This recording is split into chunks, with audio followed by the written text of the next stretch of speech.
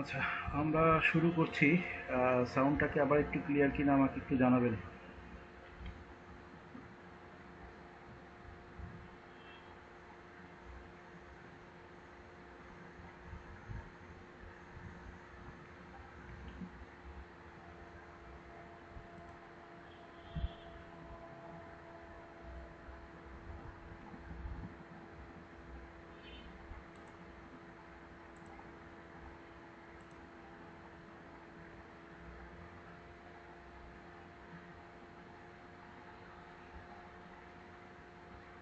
জি, sound একটু শোনা যাচ্ছে কিন্তু একটু কম শোনা যাচ্ছে, জানি না আমার ডিভাইসের এখন কারণে কি কিনা এখন জানি কি না। ক্লিয়ার?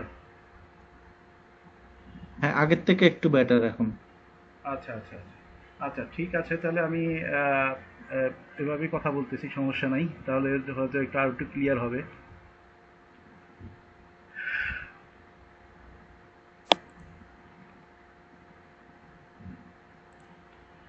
ঠিক আছে, তাহলে আমরা আসলে শুরু করি। আমাদের আসলে কর আইনজীবী নিবন্ধন 2026-এর পরীক্ষা আসলে আমাদের সামনে।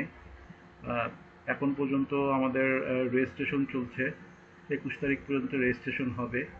তো এই রেজিস্ট্রেশনের আসলে প্রসিডিউরটা নিয়ে আমি এর আগে একটা ছোট্ট একটা ভিডিও করেছিলাম।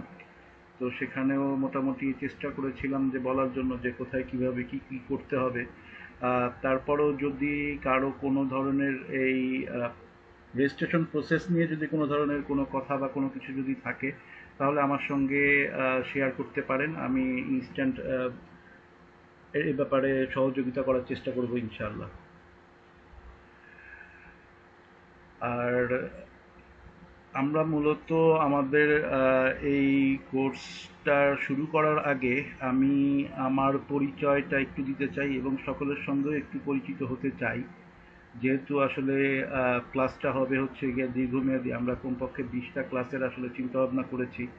তো আপনাদের জন্য একটা সুখবর আছে, সেটা হচ্ছে যে আসলে আমাদের এই পুরো সিলেবাসটা 20টা ক্লাসের মধ্যে আসলে কমপ্লিট করাটা পসিবল না। সেহেতু আমরা চিন্তা করেছি যে হয়তো 22 থেকে 23টা ক্লাস, মানে যতটুকু আমাদের লাগে, অ্যাটলিস্ট আরও 2-4টা ক্লাস যদি বেশি লাগে তাহলে আমরা সেটা নিয়েও কমপ্লিট করবো ইনশাল্লাহ।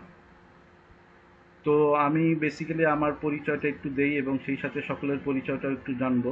প্রথমে আমি আমার পরিচয়টা দিচ্ছি। আমি মোহাম্মদ জিয়াউল হক। ফাইন্যান্সে এমবিএ করেছি বিইউবিটি থেকে। দেন এরপরে সিএমএতে একটা সাবজেক্ট বাকি আছে, যে কস্ট অ্যান্ড ম্যানেজমেন্ট অ্যাকাউন্টিং। সেখানে একটা সাবজেক্ট বাকি আছে কমপ্লিট করার জন্য। আইটিপি করেছি গত 2017-তে। তারপরেই ট্যাক্স ভ্যাট এগুলো নিয়ে কাজ করছি। অ্যাজ এ সিনিয়র ম্যানেজার হিসাবে হোম স্ট্রিট গ্রুপে আছি। এটা মূলত হচ্ছে গিয়ে একটি কনস্ট্রাকশন বেসড কোম্পানি এবং সেই সাথে রিয়েল এস্টেট, দুইটাই এরা আসলে দুইটা পার্টে আলাদা আলাদা করে দেখে। আমি মূলত এদের গ্রুপে অডিট এবং হচ্ছে গিয়ে ট্যাক্সের পার্টটা দেখি। তো এই হচ্ছে গিয়ে আসলে আমার শর্ট ইন্ট্রো। এছাড়া আহ, আর তেমন কোনো ইন্ট্রো দেওয়ার মতো আসলে আমার নাই। তো আমি আসলে এর চাইতে বেশি আমার প্রয়োজন সেটা হচ্ছে যে আসলে আমি কাদেরকে একটু শিখাইতে চাচ্ছি, তাদের পরিচয়টা যদি আমি জানি, তাহলে হচ্ছে গিয়ে কি যে আর একটু ভালো আহ, আমার প্রিপারেশনটা নেওয়ার ক্ষেত্রে আর একটু ভালো কাজ করবে। তো দ্যাটস ওয়াই আমি একটু সবার কাছ থেকে একটু জানতে চাচ্ছি যে এখানে আমরা যারা যারা জয়েন করেছি তাদের একটু পরিচয়টা যদি আমরা একটু দেই, তাহলে আমার জন্য বা আমার আসলে কাদেরকে আমি পড়াইতে চাচ্ছি বা কাদেরকে আমি পড়ানোর জন্য প্রস্তুত হচ্ছি, তাদের বিষয়টা ক্লিয়ার থাকবে। তো আনিস ভাই, আপনার থেকে যদি একটু শুরু করেন আর কি, কাইন্ডলি। জি, আসসালামু আলাইকুম। আমি মোহাম্মদ আনিসুজ্জামান, সিলেট থেকে। আমি এলএলবি কমপ্লিট করি 2017-তে। তারপরে অ্যাপ্রেন্টিসশিপ হিসেবে ছিলাম সিলেট কোর্টে, কিন্তু তারপরে আমি একটু বাইরে চলে যাই আর কি, দুবাইতে। তো দুবাইতে বেশ লম্বা একটা সময় ছিলাম আমি, মানে পুরোপুরি আমার ট্র্যাক চেঞ্জ করে অন্য একটা কাজে ছিলাম 4 বছরের মতো। তারপরে আমি দেশে আসি 2025-এ। আমি তারপরে আর কোর্টেও যাওয়া হয় নাই, অ্যাডভোকেটশিপও নেওয়া হয় নাই। এখন ওই যে সার্কুলার আসলো, তাই ভাবলাম যে এইটা দিয়ে শুরু করি। আচ্ছা, আচ্ছা। যাক, এই এটা থেকে একটা মানে এই হ্যাঁ, কোর্সটাতে হ্যাঁ। এনরোল হওয়া আর কি। যাক, আলহামদুলিল্লাহ, অবশ্যই আশা করি আপনি ভালো করবেন।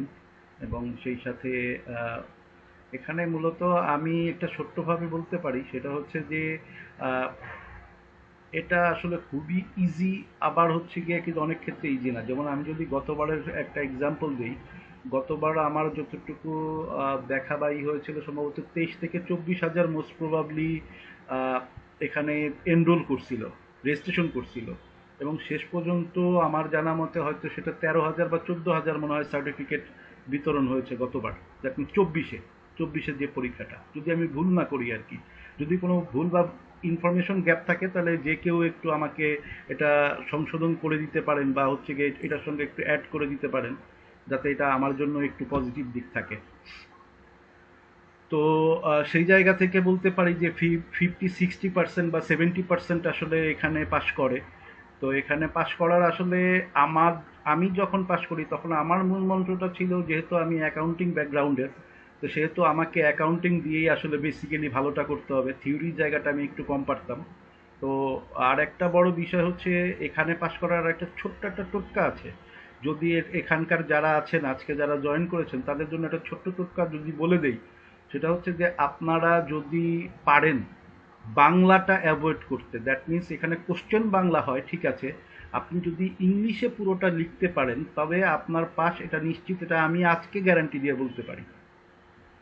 যদি আমরা, কারণ আমরা লটা আসলে পড়ি বাংলায়, কিন্তু এটার ইংলিশ ভার্সনও আছে। যদি আমাদের মধ্যে কেউ যদি এরকম থাকে যে হ্যাঁ আমরা একটু ইংলিশেই অ্যান্সারটা করব, তাহলে তার ক্ষেত্রে পাশের হার একেবারে 90%-এর উপরে থাকে।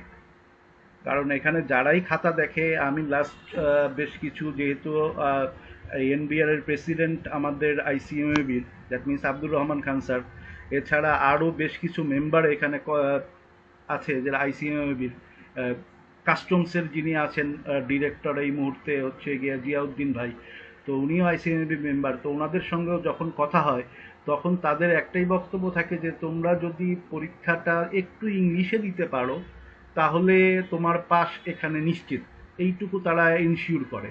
তো সেই জায়গা থেকে আমার এটা একটু বলা, যে আপনারা যদি কেউ পারেন, যদি না পারেন কোনো সমস্যা নেই, কিন্তু যদি কেউ পারেন তাহলে সে আপনারা একটু ইংলিশে অ্যান্সার করার চেষ্টা করবেন। তাহলে আপনার পাস, বা হচ্ছে কি, আমরা তো আসলে মূলত চিন্তাটা করি কি এখানে আসি, বা কেন আমরা আসলে আসলে এই ট্রেনিং নেই, বা হচ্ছে গিয়ে এটার সম্পর্কে জেনে ক্লাস করার চেষ্টা করি, বা যে কোনোভাবে আমরা এটার জন্য জ্ঞান অর্জন করার চেষ্টা করি, একটাই মূল কারণ, সেটা হচ্ছে আমাকে ইনকাম ট্যাক্স প্র্যাকটিশনারের সার্টিফিকেটটা লাগবে। অন্য কোনো কিছু কিন্তু এই মুহূর্তে আমাদের প্রয়োজন নেই। আমরা প্রথম প্রয়োজনটা আমাদের হচ্ছে সার্টিফিকেট লাগবে। তো সার্টিফিকেট পাওয়ার জন্য যা যা জিনিসপত্র প্রয়োজন, যেভাবে আমাদেরকে সার্টিফিকেট পাওয়া যাবে এবং কম কস্টে যত দ্রুত আমরা এর হচ্ছে গিয়ে এটাকে কভার করতে পারবো আমাদের যে সিলেবাস আছে, তো সেইভাবেই আসলে আমি আমার পড়ানোর চেষ্টাটা করি। আর পড়ানোর চেষ্টাটার মধ্যে আমি একটা জিনিস আপনাদের সবাইকে বলবো, সেটা হচ্ছে যে আপনাদের কোশ্চেনটাও আসলে আপনাদের দিক থেকে থাকতে হবে, যে আমি একটা কিছু আপনাদেরকে বলে গেলাম কিন্তু আপনারা কোনো কোশ্চেন করলেন না, তো সেক্ষেত্রে আমি মনে করবো যে আপনারা হয় পুরোটা বুঝে গেছেন, অথবা আপনারা কিছুই বোঝেন নাই। তো দুইটার মাঝখানে থাকার চাইতে আপনাদের যদি ওই ইনস্ট্যান্ট, যদি কোনো প্রশ্ন আসে আপনি ইনস্ট্যান্ট করবেন, কোনো সমস্যা নেই। এখানে আমরা কোশ্চেন শুনবো, সেই অনুযায়ী আমরা উত্তর প্রিপেয়ার করব, এবং সেই সাথে আমরা শিখে যাব। মানে আমরা এই ক্লাসের পরে যে যে নতুন করে কিছু শিখবো, হ্যাঁ নতুন করে শিখবো বলতে গিয়ে কি, আমরা কিছু ম্যাথমেটিক্যাল টার্ম বা ম্যাথমেটিক্যাল কিছু ইস্যু আছে যেগুলো আমাদেরকে কিছু প্র্যাকটিস করতে হবে হয়তো বাসাতে। কিন্তু ল এর এরিয়াটা আসলে আমরা এই ক্লাসের মধ্যেই আসলে এটাকে কমপ্লিট করতে চাচ্ছি। এর বাইরে আমরা এটা নিয়ে আসলে ডিসকাস করে যতটুকু আমাদের মনে থাকে, ডিসকাস ছাড়া যদি আমরা যদি এটাকে ট্রাই করি বা হচ্ছে গিয়ে নিজে পড়ার চেষ্টা করি, তো অত ওইভাবে ক্লিয়ারলি ধারা থেকে শুরু করে, এই উপধারা থেকে শুরু করে, বা সংজ্ঞার যদি কোনো ধরনের শর্ট যদি কোনো ইস্যু থাকে, সেই ইস্যুটা আমরা এখানে যতটা মনে থাকবে, আমরা বাহিরে বা নিজেরা একা একা অতটা মনে থাকে না।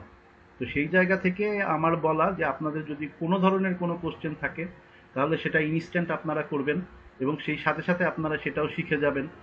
আর আরও একটা বড় বিষয় হচ্ছে গিয়ে কি, যে আমি নিজে আসলে এই আইন বিশেষজ্ঞ না।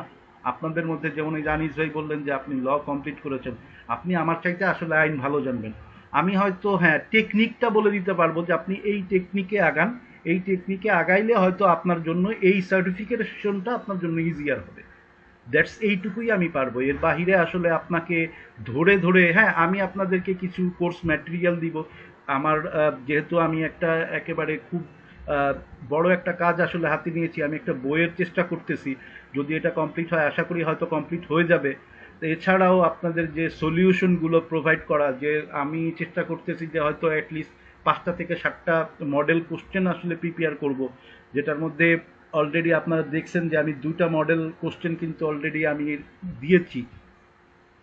তো সেই জায়গা থেকে বলা যে আমি আপনাদেরকে একটা গাইডলাইনই মূলত দিব, সেই গাইডলাইন অনুযায়ী যদি আপনারা চলতে পারেন বা গাইডলাইন অনুযায়ী যদি আপনারা গাইডলাইনটা যদি ফলো করেন, আমি আশা করি আপনারা সকলেই আমার এখানকার যারা যারা আছেন সকলেই পাশ করবেন ইনশাল্লাহ। তো এছাড়া আর যারা যারা আছেন একটু কষ্ট করে যদি আপনাদের একটু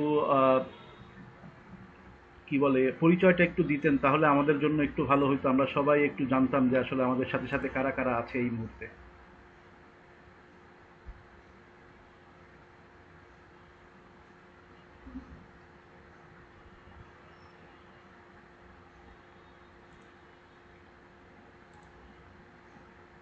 আসসালামু আলাইকুম স্যার।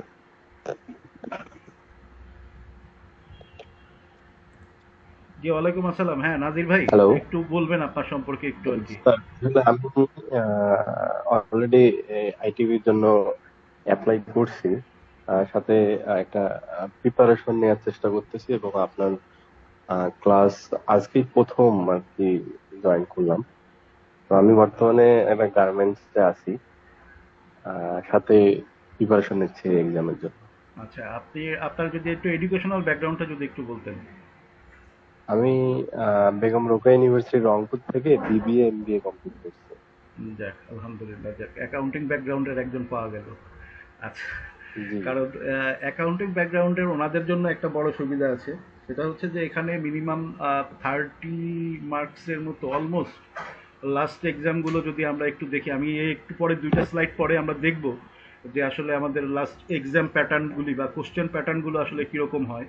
আজকের ক্লাসটা আসলে মূলত একটু ইনফর্মালি নিব, কারণ আজকের ক্লাসে আসলে সবাই আমরা একটু ইন্ট্রোডিউস হওয়ার চেষ্টা করব। ক্লাস ওয়ান হচ্ছে গিয়ে কি যে আমরা আসলে কিভাবে পড়াটাকে শুরু করবো, যেহেতু এটা একটা ফার্স্ট স্টেপ, সেহেতু আমরা ওইটার জন্যই আহ, খুব বেশি আসলে ইন ডেপথে আমরা কিছুতেই যাব না, আমরা জাস্ট একটা ভাষা ভাষা একটা জ্ঞান নিব এবং সেই সাথে আসলে এখানে কি কি করা যেতে পারে, আমরা কি কি জিনিস আমাদেরকে নলেজে রাখতে হবে এক্সাম প্রিপেয়ার করার জন্য। তো এই বিষয়গুলো নিয়ে মূলত আজকের আলোচনাটা হবে, আজকের আলোচনাটা খুব ইন ডেপথে আমরা আসলে যাব না। তো এরপরে আমরা আসলে মতিউর রহমান ভাইকে দেখতে পাচ্ছি, যদি ওনার সম্পর্কে উনি একটু বলতেন।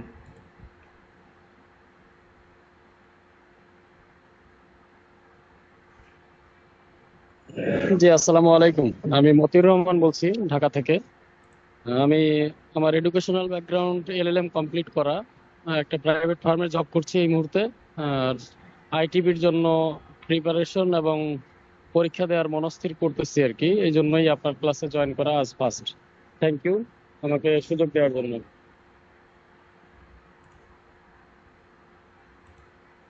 জি থ্যাংক ইউ। আর যদি কেউ থেকে থাকে তাহলে তার পরিচয়গুলো একটু দিবেন।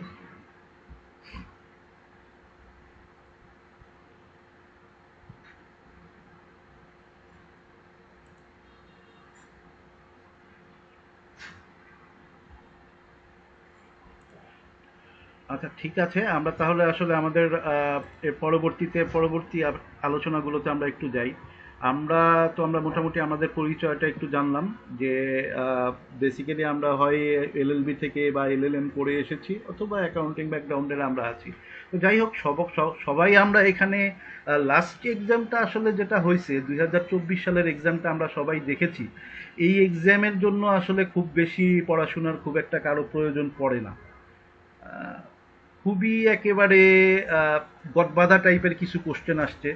তো আশা করা যাচ্ছে যে, এবং এবার যতটুকু আমি আমার ইনফরমেশন যতটুকু কালেক্ট করতে পারছি, তো সেই জায়গা থেকে আমরা যতটুকু শুনলাম যে এবারের এক্সামটা একটু ট্রিকি হবে, কঠিন হবে না, বাট একটু ট্রিকি বলতে একটু নিজস্ব, দ্যাট মিনস যে আমরা যেরকম ডিরেক্ট কোশ্চেনের চাইতে সৃজনশীল যেরকম একটু আলাদা ধরনের ট্রিকি টাইপের কোশ্চেন করে, দ্যাট মিনস এবারে একটু কিছু কেস হয়তো দুই একটা দিয়ে দিতে পারে 5 বা 7 মার্কের, যে আপনি এই ধরনের একটা সিচুয়েশনে পড়লে আপনি অ্যাজ এ আইটিপি বা একজন ইনকাম ট্যাক্স প্র্যাকটিশনার হিসাবে আপনার এখানকার বক্তব্য বা কী ধরনের মানে সিনারিও অ্যানালাইসিস যেটাকে আমরা বলি আর কি আমাদের ইসের ভাষায়, বিভিন্ন ধরনের কোশ্চেনের ভাষায়। তো এই ধরনের কোশ্চেন হওয়ার চান্স আছে।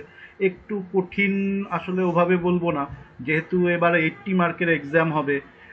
আগে বেসিক্যালি প্রত্যেকটা বাড়ি হচ্ছে গিয়ে 100 মার্কসের এক্সাম হয়েছে, তো এবারই আসতেছে 80 মার্কসের এক্সাম। 40 মার্কস পেলে হচ্ছে গিয়ে আমরা পাস করব, যারা যারা আমরা 40 পাবো তারা সবাই পাস করব। তো এই 40 পাওয়ার জন্য মোটামুটি 30 মার্কসের অঙ্ক থাকে। এই অঙ্কগুলো একেবারেই বেসিক। তো বেসিক থেকে আমরা একটু যদি আগে একটু দেখে আসি যে প্রিভিয়াস, আচ্ছা এখানে আমি আমার একটু কোর্সের বিবরণটা দিয়েছি যে আমরা টোটাল 22টা ক্লাস আসলে আমরা করতে চাচ্ছি, 22টা ক্লাসের মধ্যে সব কিছু শেষ করতে চাচ্ছি। সেখানে হচ্ছে যে প্রথম 10টা ক্লাস থাকবে আমাদের হচ্ছে আয়কর আইন এবং অর্থ আইন 2025। যেহেতু এখনো অর্থ আইন 2025 এই জুন পর্যন্ত বলবৎ আছে, জুলাই থেকে অর্থ আইন 2026 আসবে। তো 26-এর আমরা অল্প কিছু যেটা আমরা জানি যে ইন্ডিভিজুয়াল ব্যক্তিদের মানে ব্যক্তি করদাতাদের কিছু স্ল্যাবজনিত একটু চেঞ্জ হয়েছে 26 এবং 27-এ। তো আমরা সেটা নিয়ে হয়তো আলোচনা করব, কিন্তু সেটা আলোচনার মধ্যেই রাখবো। বাট আমাদের মূল ফোকাসটা থাকবে হচ্ছে অর্থ আইন 2025ই আমরা আসলে পড়াশোনার মধ্যে রাখবো। কেন অর্থ আইন 2025 নিয়ে লিখবো? আমরা প্রয়োজনে আমাদের কোশ্চেনের অ্যান্সারের মধ্যে আমরা এই অর্থ আইন 2025টা যদি লিখে যদি আমরা আমাদের অ্যান্সারটা দিতে পারি, তাহলে আমাদের অ্যান্সারের কোনো ভুল থাকবে না যে আমি অর্থ আইন 2025 অনুযায়ী উত্তর দিয়েছি। হ্যাঁ, 2000 যদি তারা মেনশন করে দেয় যে অর্থ আইন 2026 অনুযায়ী লেখো, সেক্ষেত্রে হচ্ছে গিয়ে অর্থ আইন 2026 লাগবে। আদারওয়াইজ অর্থ আইন 2025 দিয়েই আমার জানা মতে এই এক্সামটা তাই অর্থ আইন 2025 দিয়েই হবে। তো এরপরে আমাদের 10টা ক্লাস থাকবে হচ্ছে গিয়ে আয়কর আইন এবং অর্থ আইন 2025 নিয়ে। 11তম ক্লাসটা আমরা করতে চাচ্ছি হচ্ছে উচ্ছেকর বিধিমালা দিয়ে। 12তম ক্লাস করব হচ্ছে এডিআর বিধিমালা দিয়ে, বিধিমালা 2025, দ্যাট মিনস বিকল্প বিরোধ নিষ্পত্তি আইন।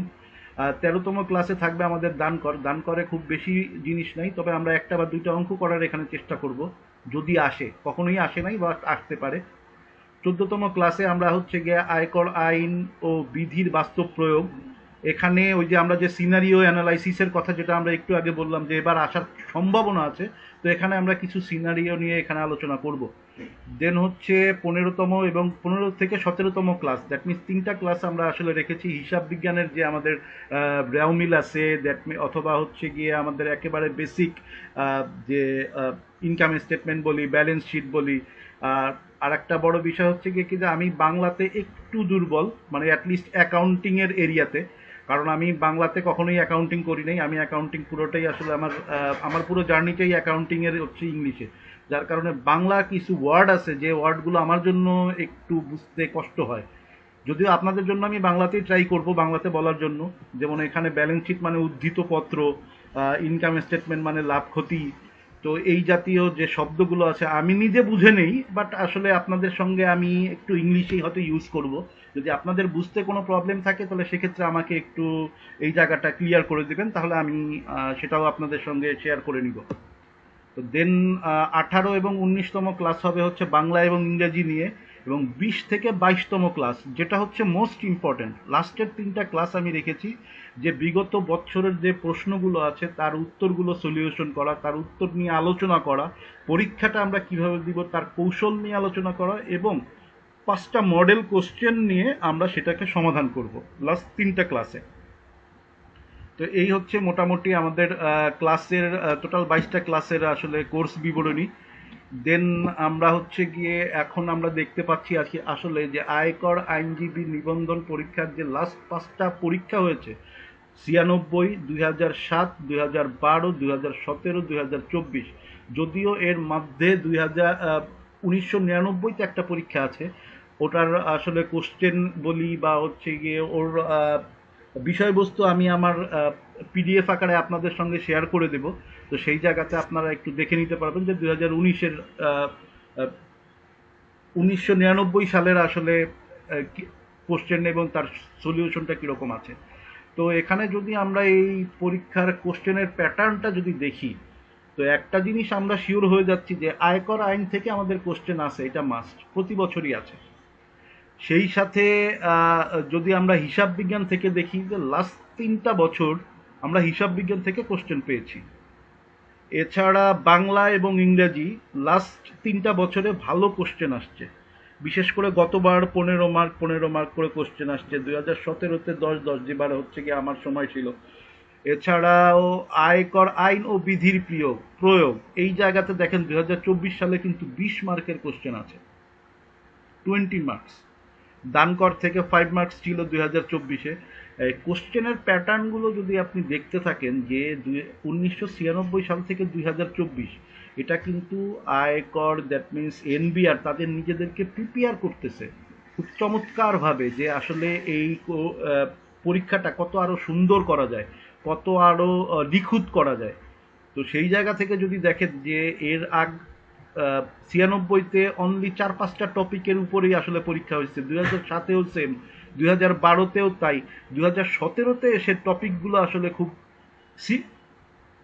স্পেসিফাইড হয়েছে যে প্রত্যেকটা টপিকই তারা চেষ্টা করছে যে টাচ করার জন্য। যেমন আয়কর আইনে যে 15 এবং হচ্ছে গিয়ে আয়কর বিধান আইন এবং বিধির প্রয়োগ, এই দুইটা জায়গাতে 15 এবং 20, দ্যাট মিনস 35-এর এখানে হচ্ছে গিয়ে কোশ্চেন আছে। তো এই 35-এর মধ্যে আপনার অর্থ আইনও এর মধ্যে ইনক্লুডেড। দ্যাট মিনস 35 যদি এখান থেকে আসে, যদি আমরা এখানে যদি ধরি যে 35%, তো 35%ও যদি হয় তাহলে সেই ক্ষেত্রে আপনাদের এই জায়গাতে, এই জন্যই আমি এখানে 10টা ক্লাস রেখেছি। তো এইটার পিপিটিও আমি আপনাদের সাথে শেয়ার করে দিব, যে সেই জায়গা থেকে আপনারা এটা দেখেও আর একটু ক্লিয়ার হতে পারবেন যে আসলে আমাদের পড়াশোনার এরিয়াটা বা ফোকাসটা আসলে কোথায় করা উচিত। তো এরপরে আমরা একটু ছোট্ট করে একটু আলোচনা করব, সেটা হচ্ছে যে আয়কর আইন 2023 নিয়ে। একেবারেই খুবই ছোট্ট আলোচনা, যেহেতু আজকে প্রথম ক্লাস, খুব বেশি আসলে আলোচনা করব না। তো সেটা হচ্ছে যে আয়কর আইন 2023-এর এক নজরে যদি আমরা একটু দেখি যে আয়কর আইন আসলে কার্যকর তারিখটা ছিল হচ্ছে 1 জুলাই 2023। এটার মধ্যে আসলে মোট পার্ট আছে হচ্ছে গিয়ে 25টা, মোট ধারা আছে 345টা, তফসিল আছে 8টা। তো আমরা এই অংশ ওয়াইজ এখানে একটু বর্ণনা করার চেষ্টা করছি যে প্রথম অংশে কি আছে, দ্বিতীয় অংশে কি আছে, তৃতীয় অংশ, চতুর্থ অংশ, পঞ্চম অংশ, ষষ্ঠ অংশ, এই টোটাল। এবং সেই সাথে আমরা তার পাশে একটু ধারাটাও দিয়ে দেওয়ার চেষ্টা করছি যে এই জায়গা থেকে আমরা কিছু করব, কিছু কিছু অংশ আমরা একেবারেই বাদ দিয়ে দিব, যে জায়গাগুলো আসলে আমাদের খুব বেশি প্রয়োজন নাই। যেমন আমরা অংশ 1 থেকে শুধুমাত্র ধারা 2টাই আমরা পড়বো। এখানে 1 থেকে 3টা ধারা আছে, কিন্তু আমরা 3টা ধারা পড়বো না, মানে এখান থেকে কিছু সংজ্ঞা, 15টা 10টা বা 15টা সংজ্ঞাই আমরা আসলে এখান থেকে জানবো, এর বেশি এখানে প্রয়োজন পড়ে না। আয়কর কর্তৃপক্ষ নিয়ে আমাদের শুধু 4 নাম্বার ধারাতে যে আলোচনাটা আছে, শুধু একবার বা দুইবার আমরা একটু দেখব। এটা নিয়ে খুব বেশি পরিমাণ আসলে কোশ্চেন আসেও না, আর আসার সম্ভাবনাটাও কম। যদিও আসে তো সেটা আমরা অ্যাজ ইউজুয়াল আসলে কোশ্চেনের প্যাটার্ন দেখলে আমরা বলতেই পারবো। আমাদের মূল টার্গেটটা থাকে অংশ 5-এ, দ্যাট মিনস আয় পরিগণনা, এইটাতে অংশ 8 এই অংশে, অংশ 7 এই রকম করে এখানে মোটামুটি প্রায় 10টা থেকে 12টা বা 15টা অংশ আমরা হচ্ছে গিয়ে কভার করার চেষ্টা করব। তো এরপরে আমরা আসলে যেটা জানবো সেটা হচ্ছে যে আমরা তফসিল, যে আমাদের 8টা ছিল আয়কর আইনের মধ্যে, যে আয়কর আইন 2023-এ যে 8টা তফসিল আছে, আমাদের 8টা তফসিল আসলে কি কি আছে সেটা আমরা একটু জেনে নিই। সেটা হচ্ছে যে তফসিল 1-এ আছে হচ্ছে গিয়ে অনুমোদিত তহবিল। আমাদের যে তফসিল 1-এ বলা থাকে, যে এখানে যে জিনিসগুলো বলা আছে সেটা হচ্ছে যে আমাদের যে বিভিন্ন ধরনের ফান্ড থাকে, provident fund, pension fund, gratuity fund, superannuation fund, এবং এই ফান্ডের যে আসলে কি কি কর সুবিধা আছে। যেমন আমরা গ্র্যাচুইটির ক্ষেত্রে বা প্রভিডেন্ট ফান্ডের ক্ষেত্রে আমাদের ইনকাম ট্যাক্স, আয়কর আইন 2023 বিভিন্ন ধরনের সুবিধা দেয়। তো সেই সুবিধাগুলো নিয়ে আসলে এখানে তফসিলে বলা আছে। 2 নম্বরে তফসিল 2 এ হচ্ছে গিয়ে বিশেষ কর, যেমন হচ্ছে গিয়ে কি যে কিছু আলাদা আলাদা এরিয়া আছে স্পেশাল ট্যাক্সের আন্ডারে তাদেরকে ফেলা হয়, যেমন সমবায় সমিতি আছে, অথবা দেখা গেছে যে কারোর জন্য আসলে ট্যাক্সগুলো ফিক্সড থাকে। তো ওই ফিক্সড ট্যাক্স রেটগুলো নিয়ে আলোচনা করে হচ্ছে গিয়ে এই তফসিল 2। তফসিল 3 আসলে আলোচনা করতেছে হচ্ছে গিয়ে আমাদের যে ডেপ্রিসিয়েশন এবং হচ্ছে গিয়ে অ্যালাউন্স। আমরা যে কোম্পানি ট্যাক্সেশন করার সময় যে আমরা যে অ্যালাউন্সগুলো যে আসলে আমরা ইনঅ্যাডমিজিবল এবং অ্যাডমিজেবল অ্যালাউন্সের যে হিসাবটা আমরা আসলে করতে হয়, তো সেই জায়গাটা হচ্ছে গিয়ে এই তফসিল 3-এ বলা থাকে। এবং আমরা যে কোম্পানির বিভিন্ন ধরনের অ্যাসেটের যে ডেপ্রিসিয়েশন করি, দ্যাট মিনস অবচয়, যে আসলে কোন অ্যাসেটের জন্য কতটুকু কি করতে হবে, মানে কত পার্সেন্টেজ ধরতে হবে, জেনারেল পার্সেন্টেজ কত, স্পেশাল পার্সেন্টেজ কত, সেই পার্সেন্টেজগুলো হচ্ছে গিয়ে আমার এই তফসিল 3 আমাকে বলে দেয়। দেন বিমা বিজনেসের জন্য আসলে একটা আলাদা করে তফসিলি ওখানে তারা বলে। এটা আমাদের একেবারে না জানলেই চলবে, কারণ এটা নিয়ে আমাদের কোনো প্রয়োজন নাই, এটা নিয়ে কোনো দিন কোনো কোশ্চেন আসে না এই তফসিল 8 নিয়ে। তো এটাকে আমরা শুরুতেই স্কিপ করে দিব। তফসিল 5 এই খনিজ সম্পদ এবং প্রাকৃতিক গ্যাস, আসলে এরও অ্যাকাউন্টিং করারও যে যেরকম একটা প্রসিডিউর আছে, এবং ট্যাক্সের ক্ষেত্রেও এদের আয় ব্যয় হিসাব করার জন্য একটা আলাদা প্রসিডিউর আছে। কারণ এদের ওই একেবারে যদি খনিজ সম্পদ যখন আমরা উত্তোলন শুরু করি, তো এই উত্তোলনের পূর্বে থেকে শুরু করে একেবারে উত্তোলন হওয়ার আগ পর্যন্ত যে খরচটা, সেটাও আমরা আসলে অ্যাসেট হিসাবে লিপিবদ্ধ করতে পারি। তো সেই জায়গাটা যেরকম আমরা অ্যাসেট হিসাবে লিপিবদ্ধ করতে পারি, সেইভাবে এর আয় এবং কর ব্যবস্থা নিয়েও আলাদা করে একটা তফসিল এখানে বলা আছে। 6 নাম্বার তফসিল, যেটা আমাদের জন্য খুবই ইম্পর্টেন্ট। আমাদের জন্য ইম্পর্টেন্ট এখানে তফসিলের মধ্যে 1 নাম্বার তফসিলটা মোটামুটি একটা ইম্পর্টেন্ট, 3 নাম্বার তফসিলও মোটামুটি, তবে 6 নাম্বার তফসিল আমাদের জন্য মোস্ট ইম্পর্টেন্ট। মানে আমাদের যে কর রেয়াতের যে বর্ণনা, এই কর রেয়াতের বর্ণনা এবং কর অব্যাহতি, যে এক্সামশন পাওয়ার যে এরিয়া বা সুযোগ, এটা পুরোটাই তফসিল 6-এ আছে। দ্যাটস ওয়াই আমরা তফসিল 6টা নিয়েই, এই পুরো তফসিল নিয়ে যখন আলোচনা করব, তফসিল 6 নিয়ে আমরা একটু আলোচনা করব। দেন তফসিল 7-এ আসলে বলা আছে দ্বৈত কর পরিহার। তো দ্বৈত কর পরিহারের পরে বুঝছিলাম